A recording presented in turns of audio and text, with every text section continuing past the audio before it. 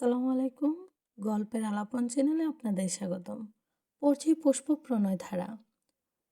লেখনীতে মিম আক্তার। পর্ব সংখ্যা 12। ইরাকে বুকে টেনে নিল ইশাদ। বলল, আমার বোনের উপর কোনো অত্যাচার আমি সহ্য করব না। আর এমনিতেই এ বাড়িতে আমার ভালো লাগে না। আর 40 দিন হলো সেলিনা নেই।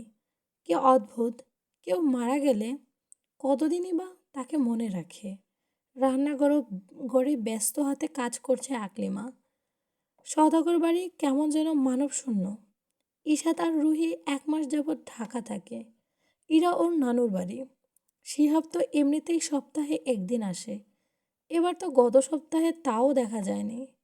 মীরা এমনিতেই শান্ত স্বভাবের মেয়ে। খাওয়া ছাড়া রুম থেকে বের হয় না। ইফতি হলে থাকে।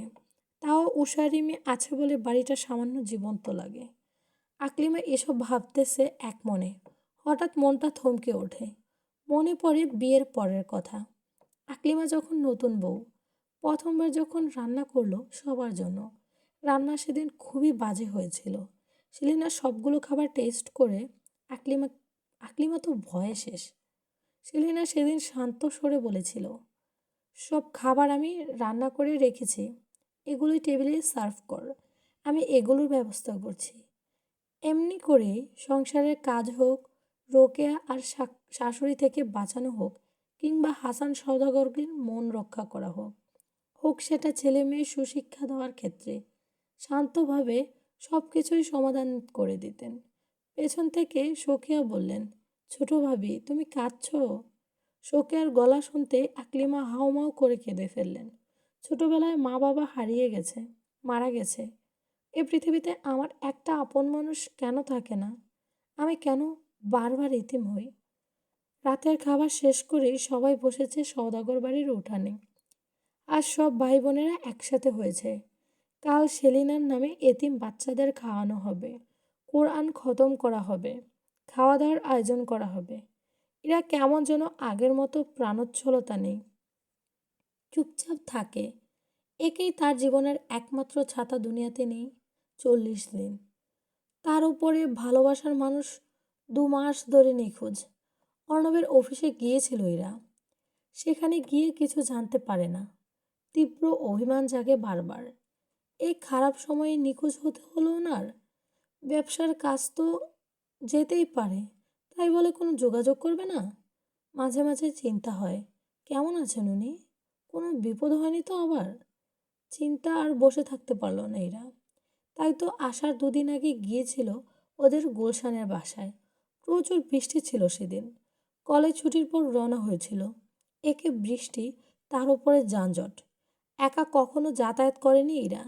প্রথম প্রেম অষ্টাদশীর মনে খুব ভালোই প্রভাব ফেলেছিল। কোনো মতে গিয়ে পৌঁছায় অর্ণবদের বাসায়। বাসার গেটের দারোয়ানকে অর্ণবের ফুফাতো বোন বলাতে ঢুকতে দিয়েছে।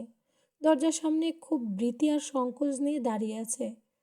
বারবার আল্লাহকে ডাকছে। বেল বাজার প্রথমবার কেউ আসলো না। দ্বিতীয়বার বেল বাজাতেই দরজা খুলে দেয় একজন কালো মেয়ে।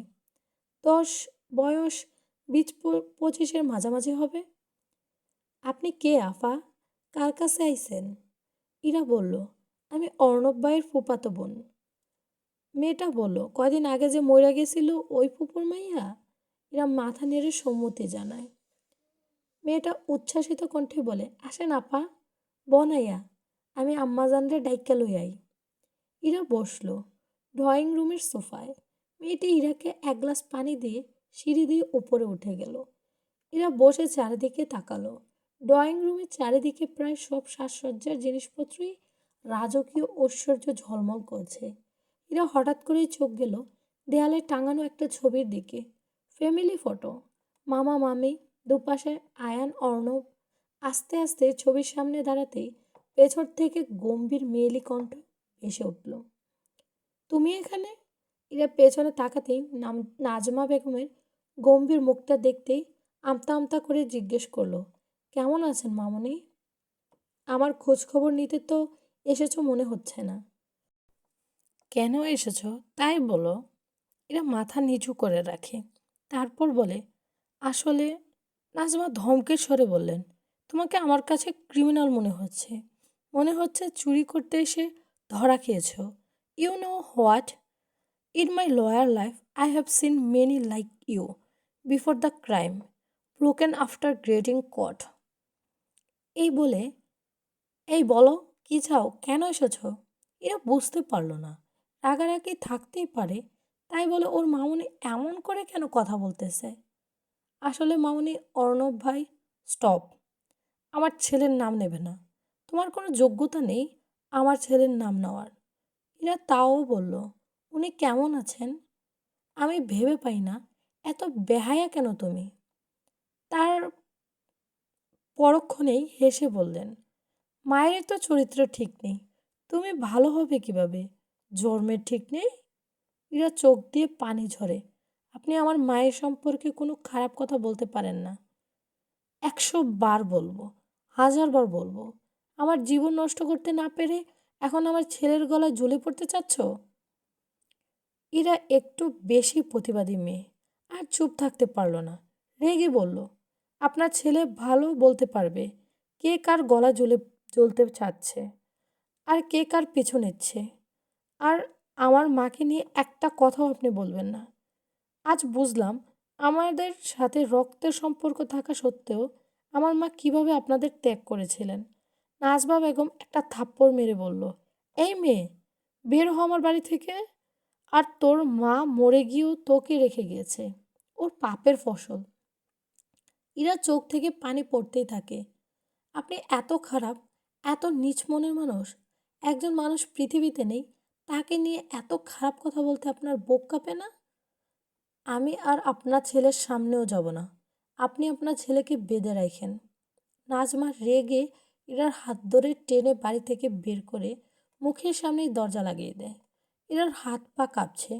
বৃষ্টির পানির সাথে নোনা জল চোখ থেকে পড়ছে নিঃশব্দে। এই 1.5 বছরে লোকটা কতই প্রতিশ্রুতি দিয়েছে। নিজের চাওয়া পাওয়ার জন্য, বোকামির জন্য নিজের মৃত মাকে কতগুলো কথা শুনতে হলো। ইরা ভেজে একাকার। কোনো গাড়ি থামতে ছিল না। ভীষণ ভয় হতে লাগলো ইরার।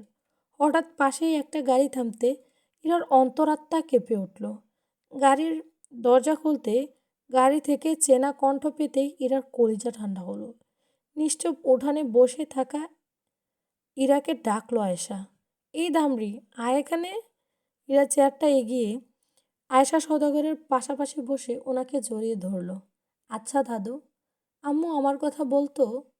এত তাড়াতাড়ি চলে যাবে জানলে আমি কখনোই মামা বাড়ি যেতাম না। আয়েশা বেগম ইরার চোখে একদৃষ্টিতে তাকিয়ে আছে। তোর চোখ দুটো পুরো সেলিনার মতো। ইরা বেশ অনেকক্ষণ চুপ করে থাকে। রাত্র গভীর হওয়ায় সবাই যার যার কক্ষে যায়। শুধু ইরা বসে থাকে চেয়ারে। হঠাৎ শিহাব ডাকে ইরাকে, ইরা। ইরা বলে, আচ্ছা শিহাব ভাই, ওই দিন আপনি আমাকে কিছু জিজ্ঞেস করেননি কেন? শিহাব নত মাথায় বলে, কি জিজ্ঞেস করব? কাঁদছিলি কেন? নাকি তুই ওইখানে কেন? তুইও তো জিজ্ঞেস করিসনি আমি ওইখানে কেন। কেনগুলো কেনতেই থাক না, উত্তর করার কি খুব দরকার? গল্পটার প্রথম দিক থেকে সাধারণ কাজিন রিলেটেড গল্পের মতো হলেও ভেতরে অনেক টুইস্ট আছে, আস্তে আস্তে অনেক মজার আছে। আশা করি আপনারা শুনবেন, ভালো লাগবে। আর গল্পটা কেমন লাগছে অবশ্যই ফিডব্যাক জানাবা। আসসালামু আলাইকুম।